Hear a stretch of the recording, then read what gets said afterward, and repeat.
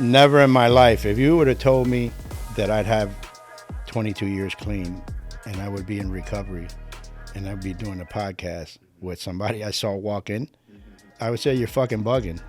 You know, I mean, this is not where I thought my life would be. I was going to die on the streets of Miami, man. I know that for a fact. Welcome to the Hell Has an Exit podcast with host Teddy Tarantino. New episodes every Tuesday at 4 p.m. Eastern. Don't forget to subscribe. All right, hey, welcome to Hell Has an Exit. I'm your host, Bryan Alzate, and today I have Max with me. Just want to do a quick shout out. If you guys enjoy the podcast, please like and subscribe. Copy and paste the link, send it to your friends. If you know people who are struggling, the more you share this podcast, the more people we can help. This is a podcast dedicated to people who have changed their lives and found a way out of hell. So today I have Mad Max. People still call you Mad Max? No. No? No. That's so funny. Because you've been in my phone as Max, Mad Max. And when people are like, oh, yeah, Max, da-da-da, I'm like, Mad Max? They're like, what? Yeah, no. They usually call me now Biker Max. Biker Max? You're Biker Max?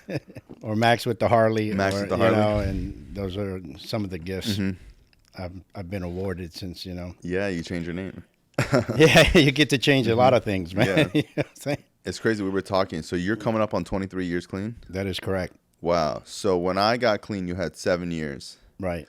Which is crazy to think about. But yeah, I remember when I got because we both celebrated March.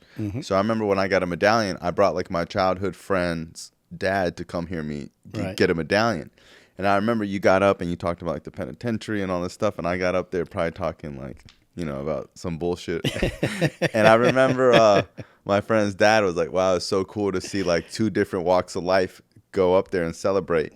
And yeah, like you're one of the people, you know, there's a lot of people who have seen me, but not that are still around. But you've seen me since day one of getting clean. That is correct.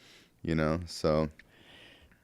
So, like for me, it's, you know, I grew up in I'm from Miami. Mm-hmm. You know, I was actually born in Cuba. I got here when I was 18 months old. Wow. A lot of people don't know that about me. Yeah, I didn't know that. I came here when what they call the Liberty flights, you know, and it was me and my two brothers and my mom, my dad, and my grandmother. And, you know, my dad was, I always looked for attention from my dad, you know, like through the years I got 6 brothers now and I had 2 sisters. One passed away in 2011. And, you know, I've always looking for approval. I was always not the class clown, but I would do stuff to make people notice. You know, I've always wanted to be noticed. You know what I'm saying? As far as by the time I was 5 or 6, I just, you know, everything changed. I don't know what happened. You know, I was addicted to spinning. You know, I would spin, and then I would get dizzy and hit the concrete, and I see the same thing. Laugh to myself, and you know, get back up and do it again. That's not normal. You know what I'm saying? And you know, for me, so life progressed, and we were living in Miami in, you know, the 70s and 80s, and my dad was a lot of my brothers won't know this, but if they see this podcast, they're gonna learn today. My dad was a smuggler, man. Your own brothers don't know that? Wow, that's crazy. You know, because my mom and dad got divorced when I was 11, and I went to live with my father.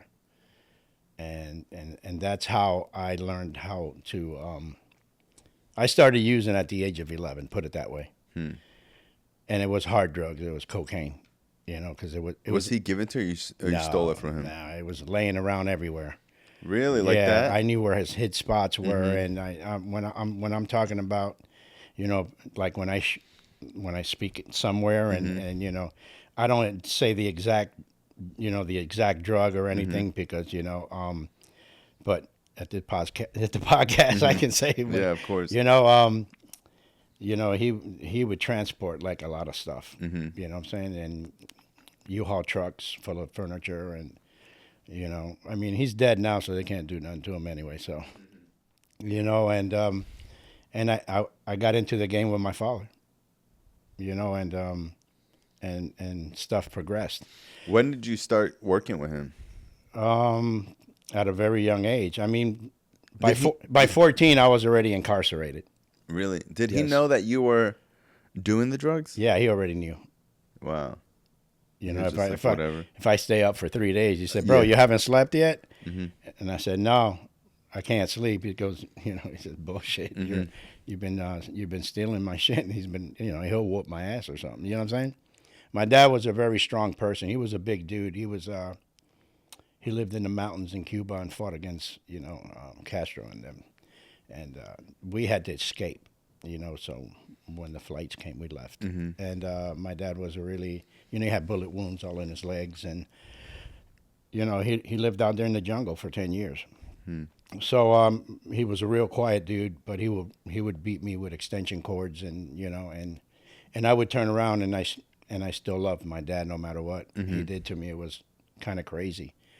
I was always looking for approval. I never had that dad that came home and played baseball with me in the front yard or stuff like that. I never had none of that. And I never had the only recollection I know that that I had of my dad, like when he used to get pissed, was I took off. He brought me a brand new bike. He took off. I took off for like 7 hours, and the cops were looking for me and everything. When I got back, he slammed the bike on the ground and broke it in half. You know what I'm saying? So I didn't have that lovey-dovey thing that you see nowadays. You know what I'm saying? He didn't come from. Today I understand that he didn't come from that either. Mm-hmm. So. Yeah, that's really the only saving grace that we have is I read in a book where someone can't teach you what they weren't taught. Right. And it's only through empathy that you could get over that. That's right. And I broke that chain with my son. My son Chris lives in Denver. Mm-hmm. And he's 24, and he's a good kid, no malice, graduated high school. I got a high school diploma and, when I was doing a 15-year bid in the penitentiary, man, you know what I'm saying, for armed robbery. And by the time I was 14, I was already in Florida School for Boys in Okeechobee, just finding means and ways, What was that like? Because I know that back then it was probably crazy. It was crazy. It was shot out, bro. It just made me a better thief. Mm-hmm. You know what I'm saying? It just, you get taught a lot at that age. You know what I'm saying? And plus there was a lot of other, Cubans from Miami that were there. So, we hung out in a clique. It was people from down, like Pitbull calls it the 305, but before that we used to call it the bottom. That's where I was from, and I got it tattooed on my arms. Oh wow. You know what I'm saying? So because I'm originally from the bottom, from Miami. I lived all the way from Homestead to Cutler Ridge to Kendall to Westchester, and then towards the end, when I got clean in recovery, I was taking care of my parents, and they lived in Carroll City. So they call it Miami Gardens now to make it sound a little bit better. I went to jails. I was in jails and institutions, man, till I was 18. I went from 14 to 18, got out. By the time I'm 21, I was already doing 15 years on an armed robbery, and the click again. You know what I'm saying?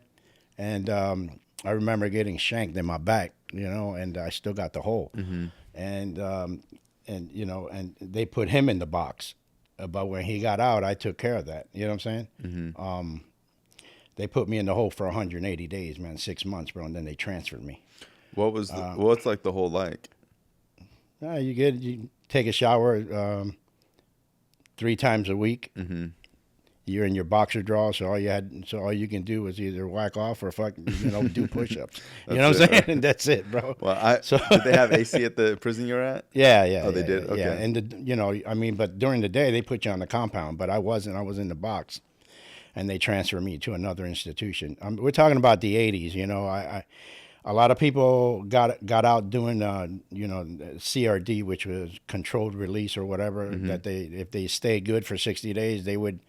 I was under something in the 80s called the wall drip system, which you did day by day. So, in 94, I got out, and immediately when I got out, I went and copped, man. After doing 10 years straight on 50, it didn't matter. They give you $100, and they give you a bus ticket. You know what I'm saying? and they send you on your way. So you did 10 years at what age? So I was 21. Oh, wow. So 21 to 31, you're in locked up. Yeah. I mean, if you know my clean date, I got clean at 37. So with 23 years clean, you know, do the math. You know what I'm saying? Prior to that, it was all jails and institutions. You know, the seed was planted for me in, you know, recovery base was when the Department of Corrections. I was facing 22 years again in 96. I did 84 to 94. 96, I got busted for what did I get busted? Oh, I got busted for like they trying to say that I was trying to distribute sales and distribution. I was running around South Beach in an SS Impala that belonged to some guy that was using, because at that time I was what you considered a functioning addict. You know what I'm saying? I had money and and I went and I copped and sold, and this time it was like the crack epidemic. You know what I'm saying? So I had his brand new Impala drag racing on South Beach, and then the police stopped me and they found a cookie and a half of crack, And so here we go again, my point system, I got a C letter, which means, you've been to prison 4 times. So not that I caught charges in there while I was in there. So Wow, so when you catch charges, they add letters?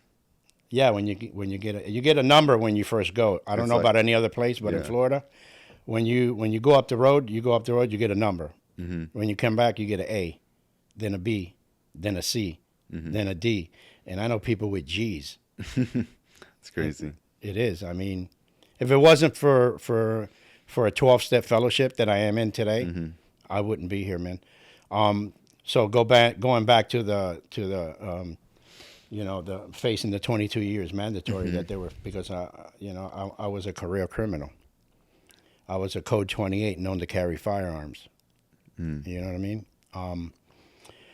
Every time the cops would stop me, they would go, "Hey, Fernandez, hey, Max, you got any weapons on you?" And I'd probably have a 9mm under the battery. You know what I'm saying? In the hood of the car, but they'd search the car and not find anything. But so it was always, I lived a lifestyle that I didn't really care. I thought my life would be using drugs and dying on the streets of Miami. So facing the 22 years, I met a bail bondsman that became my wife. What? Yeah, my first wife. When was this? 96. I was. Wow, I had got out again. I had got out again on a $7,500 bond. I had two girls that I knew. They racked up $750 and came and bonded me out. It's 10%. And then I met my son's mom. It's funny because you ever see I ain't gonna say it. You ever see the person, that commercial where they're running towards each other on the beach? I should have just kept going. You know what I'm saying?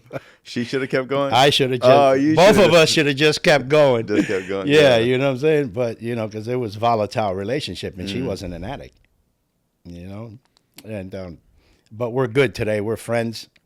There was a crazy relation because I was still getting high. By this time it wasn't cocaine or crack or anything. It was Oxycontins. I was introduced to that.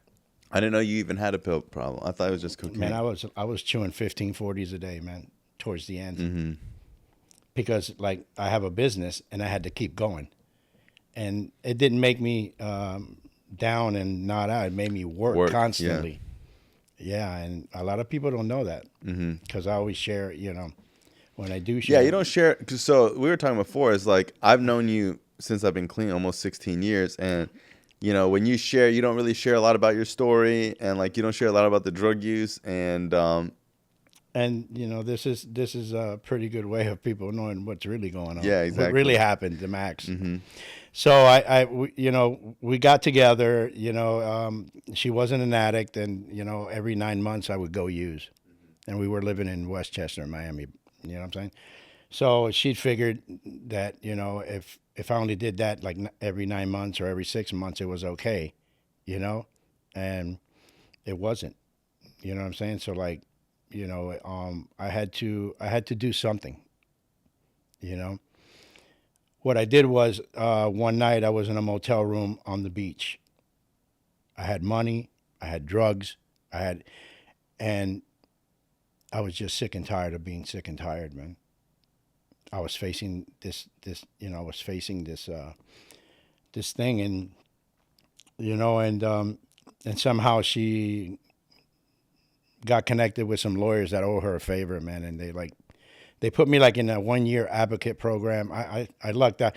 See, the seed was planted way before I even knew about the 12-step fellowship. You know what I'm saying? I just didn't know that. I come to know it today through doing some work, you know? So like I did what I had to do for me. You know, I went to a halfway house. I didn't get clean and treatment. I didn't have money for all that. You know, I didn't go to a meeting and raise my hand and say, "Hey, this is me." You know, no, bro. I still had drugs on me. I still had money on me. I met somebody at a meeting, and he told me, "Pull everything out of your pockets and throw it on the ground." And he proceeded to crush everything I had. Really? Everything. Who was this person? Like how did you know him? He passed through my guy Frankie, who's no longer with us. You know, I'm in the fence business, so like, you know, it's what I do for a living. I've been doing that since '96. Not Frankie Bones, right? No, Okay. Frankie. We were using buddies, and we worked, and you know, we made money, and you know, and he got clean for a minute, and I was still using. And he told me, "Bro, come on, man, you know." And I met this guy, and he had a halfway house in Hollywood. You know, and he crushed it, and I went and picked up a key tag, and from that day on, you know, it was March 12th, 2001, And since then, and then I considered my clean date March 13th, 2001, because I actually woke up that day. Wow. You know, I didn't have to come to. You know what I mean? Like plenty of other times, and and the rest is history, man. You know, I got a sponsor, you know, and he's been with me almost 23 years. Same guy? That's crazy. That's you cool. know who he is. Mm-hmm. And you know, did I do everything right when I got here? No, man. I came here with anger issues, man. You know, I came in here with an incarcerated mentality. You know what I'm saying? You know, I still sometimes forget, and I put on my shower slides to get in the shower at my own home. Mm-hmm. That's the effect that it left on me, Mm-hmm. because it was a way of life for me. You know what I'm saying? I've done a lot of bad stuff in prison, man, to a lot of people, you know, that they'll probably never get out, you know, but I didn't care, because I didn't care about myself when I was on the streets of Miami. Boy, I'm going to care about anybody when I'm in there. I learned how to care about another person today. You know, I don't come from that. You know, I learned everything through this 12-step fellowship that I've been in. I've learned how to balance a checkbook, you know, not think when somebody says something to me out of love that it's, you know, like in the beginning I used to like want to fight some, you know what I'm saying? Want to slam somebody on their haircut, man. You know what I'm saying? And then I understood that they were trying to help me. So I had this up here is very dangerous, man. You know, and I had to get somebody to help me with that. Did you believe the program worked? I started believing it when I had 6 months clean. You know what it is to wake up and not having to get something to feel okay. Yeah. That was my spiritual awakening. Put it that way. You know, that something was working, that it's more, that's greater than myself. You know what I'm saying? A person greater than myself used to be the police, Miami police, the judge, you know, and the prison guards. You know what I'm saying? So that was a power greater than myself. But today, it's, you know, power greater than myself. I have a relationship. I am beginning another a relationship with a God of my understanding. You know what I'm saying? I really didn't believe in God. You know, I come from a family that, you know, they were into Santeria. You know what I'm saying? And I grew up in that religion, and it was done to me when I was 12 years old.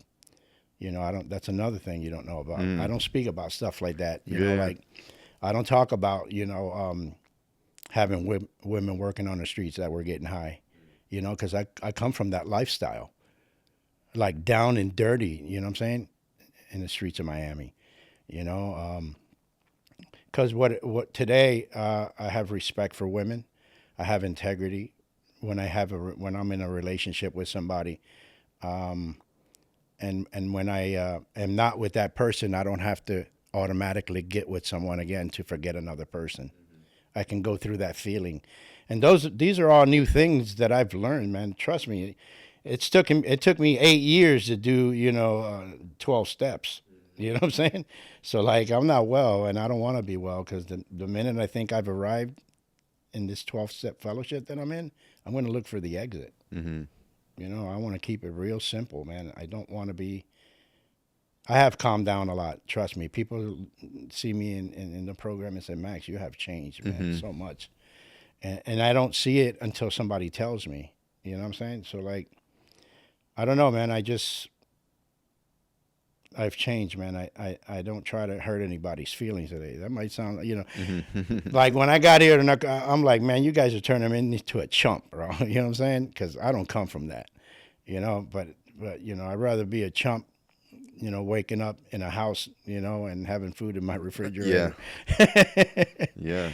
Than being an addict. Yeah, because it's crazy because, you know, like I've never been to prison, but it's like in prison, you can have grown men killing each other over, you know, cookies. Anything, bro. Yeah.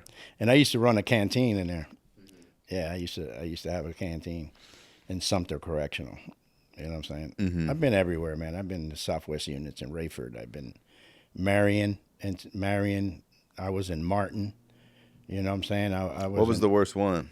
I think it was the Southwest units in Rayford County, Florida. Mm-hmm. We're talking about the 80s, man. You know. They had weights in prison then? Yeah, when I was there, they always had weight, and there was cash in the compound. Really? Yeah, now they have like your picture with a credit card. That's, from what I understand, you know, there was money hand over fist, and people, you know, were selling in there, and they were, you know what I'm saying? Mm-hmm. People were getting high, and you know, I used to get high in Dade County Jail, bro. Mm-hmm. I used to smoke crack in Dade County Jail, bro. That's crazy. You know, back then they had the plexiglass where you had the visitation. Mm-hmm. They had little holes in them. And people would slide a stem through? No, they would slide a straw full of crack through it. Wow.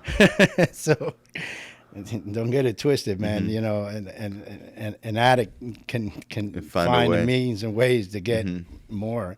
You know what I'm saying? That's crazy. And or in prison, you get somebody, one of the girls in there, one of the boys in there. You know what I'm saying? The keister, you know, something in the visitation area. You know what I'm saying? And then you know, you go out there and you can sell weed, and you can sell. You know what I'm saying? So like, it was real easy back then. I don't know about now. I heard now that you can't even smoke in prison anymore, and they took all the weights and all that. So like, yeah, I've been to like 7 different institutions in the time I was always fighting, man. You know what I'm saying? That was my thing, bro.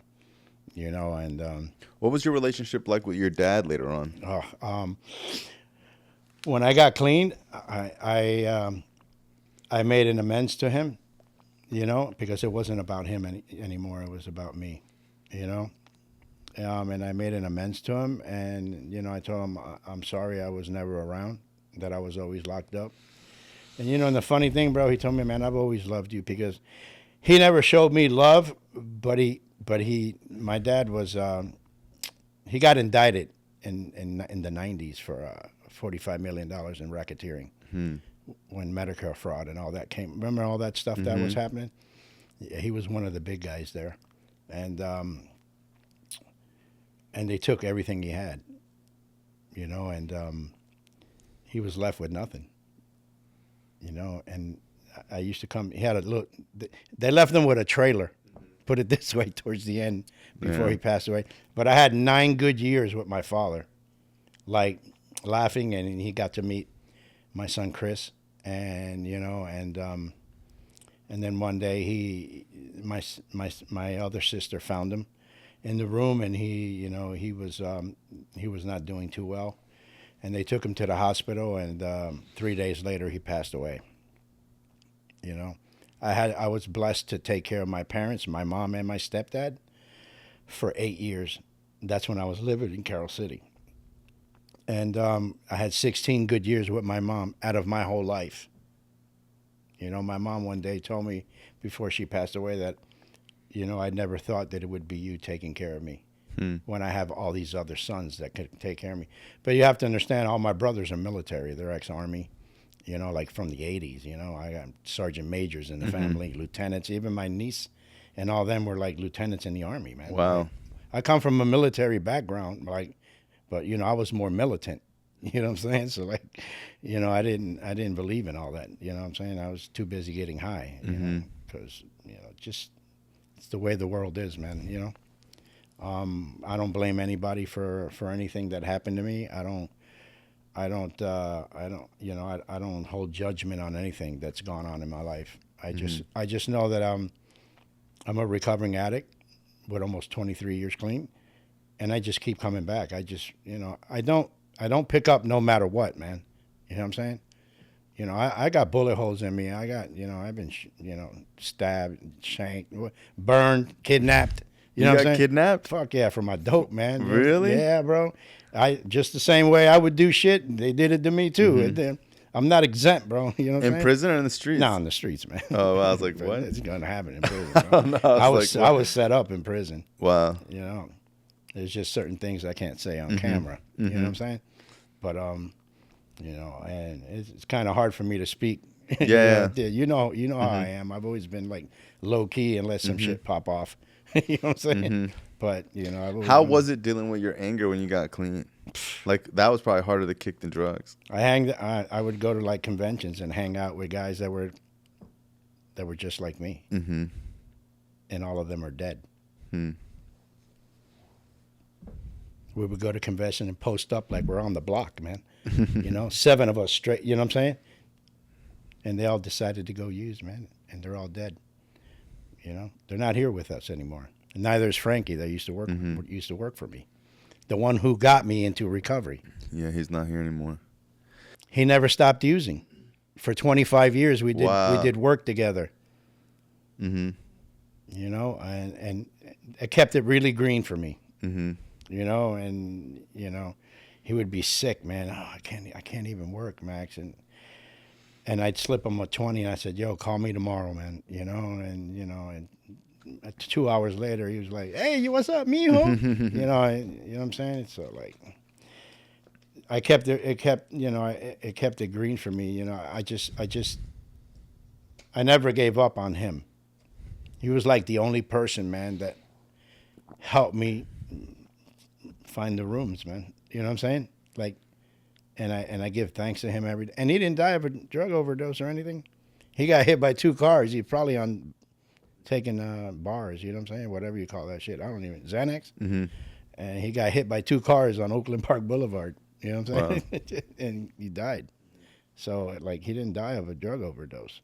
And it's kind of weird. I thought he would, So, like, I don't know, man. I just, I keep coming back. I don't use no matter what. I have a sponsor who has a sponsor. And, you know what I'm saying? And I stay in their pockets.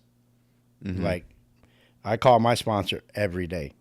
It doesn't matter. It's like, today I'm doing a lifetime bid in a 12-step program instead of doing a lifetime bid in prison, and yeah, when I first got clean, that sounded like so crazy to me. Like, you guys are gonna go to this shit forever. Like, it sounded like pussy and like soft. Like you needed it, like, oh, if I don't have my little support group, I'm gonna use. It just sounded weird, and it's like it made sense, but it's like, dude, forever. And like, they have that just for today stuff, but it's like, you would see people talking about like, oh yeah, well, just for today I have 20 something years, and like, wow, you've been going here for 23 years. But like, now I really see it as like, people who are religious, they don't just grow out of church. They still go to church. They still go to church. People who are in the gym, you don't stop going to the gym. You still go to the gym. So to me, it's like normal now. It's like consistency. And I've seen what happened when people leave the program.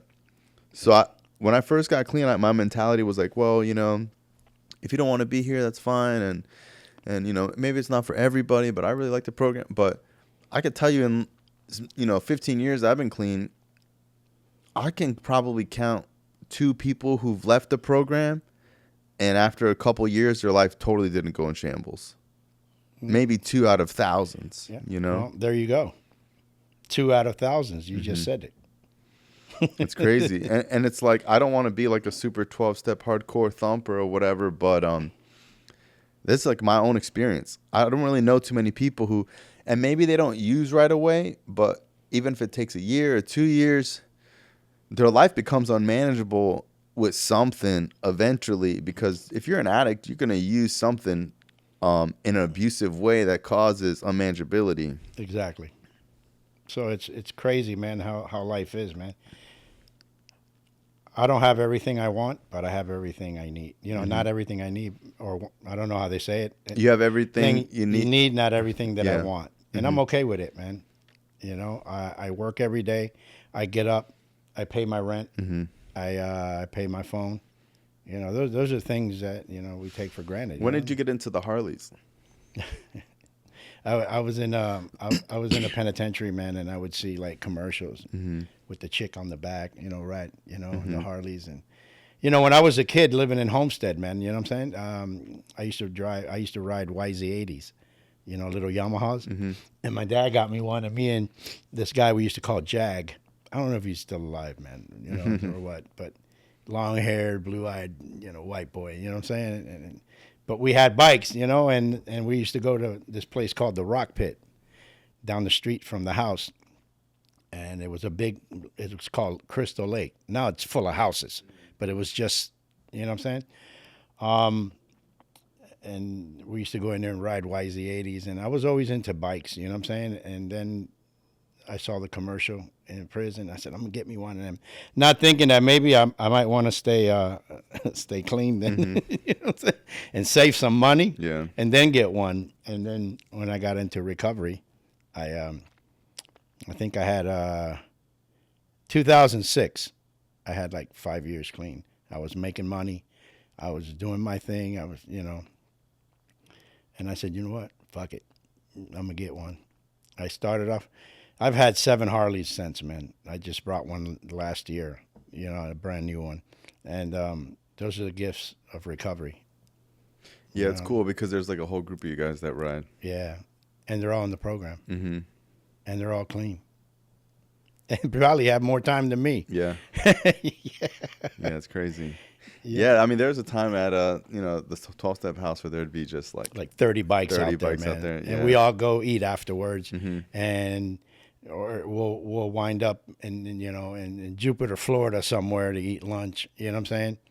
And that's how it was, and that's what kept me coming. That's what kept me clean, man. A lot of it of the time, when I'm having a hard day or when I'm stressing about I'm not rich, but when I'm stressing about how am I going to pull this, this permit? I'm still waiting on it, and the customer's calling me, and I'm like, bro, I get on I put my phone right on my bike, I fill my tank up, and I get on the turnpike, and I wind up somewhere in northern Florida 3 hours later. Yeah, because that's what that's how I talk to the God of my understanding. I get on my bike, and I will talk to God, man, and I would say, yo, man, what's going on, bro?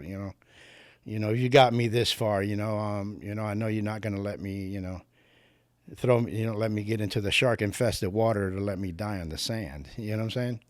And it's all for nothing, because the next day everything winds up being okay. Yeah. But we're not used to that. We want what we want now. Yeah. And when you use in the middle of a crisis, you never learn the lesson. Yeah. Man, so that's why it's like you see people 40 years old, they're so immature getting clean because they've gone through all these life experiences, but they use when it gets tough, and they never learn, about getting on the other side. Yeah. The other side is a good side, man. Never in my life, if you would have told me that I'd have 22 years clean, and I would be in recovery, and I'd be doing a podcast with somebody I saw walk in. Yeah, that's crazy. You know what I'm saying? I would say, you're fucking bugging. You know, I mean, this is not where I thought my life would be. I was going to die on the streets of Miami, man. I know that for a fact. That's why I went to Fort Lauderdale to get clean. To get out of there. I couldn't stay clean in Miami, bro. For nothing in the world. Everywhere I turned. Even today, once in a while, this was 22 years clean. I'll drive by a spot and my stomach like starts a little bit, and then I think, you know what, bro?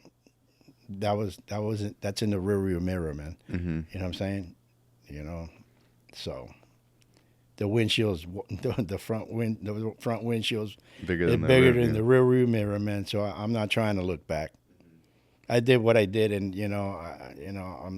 if anybody out there that I physically, verbally, or emotionally assaulted, I'm sorry. You know, that's my amends. You know. What was it like raising your son? Chris, he started going to meetings with me when he was 2 years old. We would go to West Bar Club and stuff like that, and when it was originally on hiatus. And I would say, if you stay quiet for an hour, I'd take you to Kaboom's. He would look up at me and go, "Kaboom's that? Kaboom?" And he would stay quiet for the whole meeting. My son wasn't one of those kids that were running around tearing up the meeting. He was a very quiet. He's like me, very like quiet, Reserved, reserved, man. He's always been like that. And when he was 7 years old, he said, "Dad, I don't want to go to those meetings no more." I said, "All right, man." And he grew up by the age of 14. He was a turnkey kid because his mom was a bail bondsman. She was also a skip tracer, which you're not allowed to be a bounty hunter in Florida back then. I don't know about now, but these are things that she told me, you know what I'm saying? So they had to call them skip tracers. So she was hardly never home. He would get home, he had to make his food, you know what I'm saying? And, they lived in a big old house up in, right there off of Hiatus and Friday Night and 75 over there. He went to, Hawks Bluff, and stuff like that. He was a good kid, man. And one day he used to go to Zephyr Hills, Florida, right around, 3 miles from Zephyr Hills Correctional. And his cousins live out there.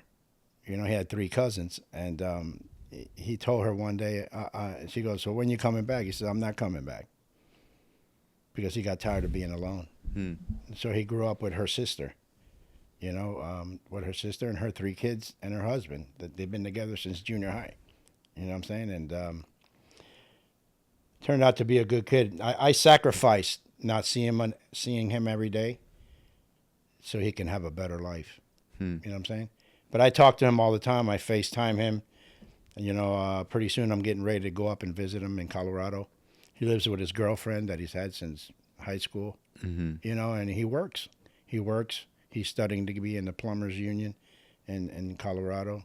He probably smokes weed, you know what I'm saying? Because when you move to Colorado, motherfucker, something going on. So I know he definitely smokes weed. Yeah. But he can get up the next day and go to work. For me, I'm gonna find an ounce somewhere, and I'm going to cook it up. You know what I'm saying? Because that's what I did. Yeah. So, I don't get it twisted. I know where I come from, and I keep it real. I'm very vigilant. You know what I'm saying?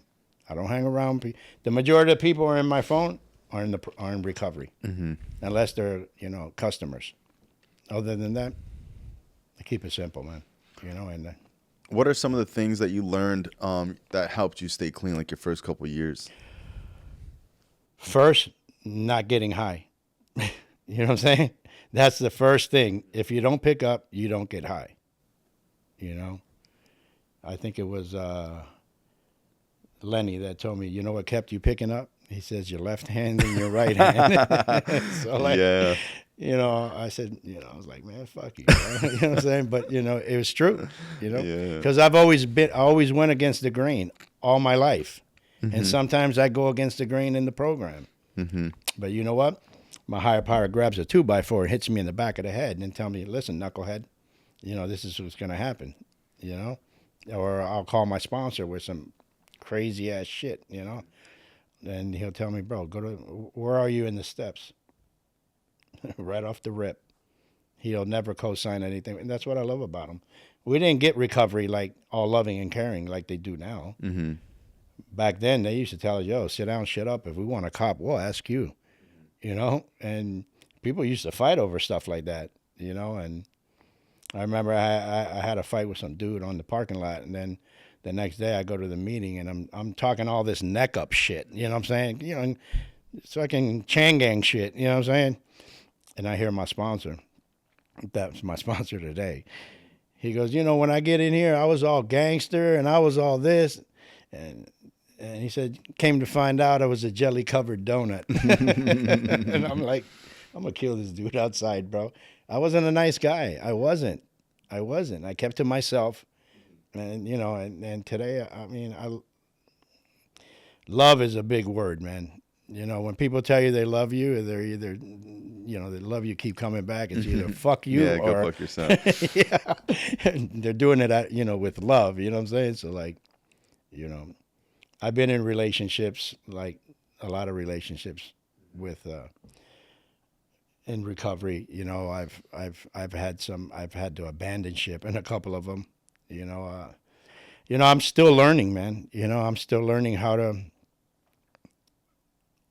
Max wants to be. You know what I'm saying? I don't speak eloquently. I don't come from that. You know what I'm saying? I did get a high school diploma in 1986. Hell yeah. An ACI correctional, and it doesn't say GED. It says Indian River Community College.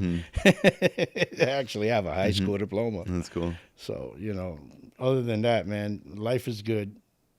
I don't take anything for granted. Yeah, I appreciate you, and it's like over the years, like there's so many people who have left the program, who have died.